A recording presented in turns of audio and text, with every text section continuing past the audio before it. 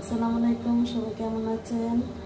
আজকে আমি এই ঠান্ডার মধ্যে তৈরি করে ফেললাম আমার হাতে রাঁধুনি হালিম মিক্স দিয়ে স্পেশাল হালিম। আর এই হালিমটা কিন্তু খেতে একদম অসাধারণ। এই যে দেখতে পাচ্ছেন কি সুন্দর ঘনত্বটা হয়েছে। হালিম কিন্তু একটু ঘন না হলে ভালো লাগে না। আর যদি থাকে এরকম গরু মাংসের হালিম তাহলে কিন্তু খেতে খুব ভালো লাগে। আর যদি থাকে এরকম এক টুকরো লেবু তাহলে কিন্তু খেতে অসাধারণ হয় হালিম। খুব সহজেই তৈরি করে ফেললাম রাঁধুনি হালিম মিক্স দিয়ে হালিম রান্না। সবাই বাসা একবার হলে ট্রাই করবেন, একদম সহজ।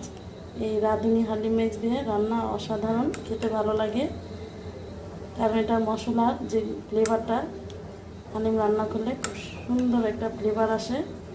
আমি সবসময় এটা দিয়ে রান্না করি। সবাই ভালো থাকবেন।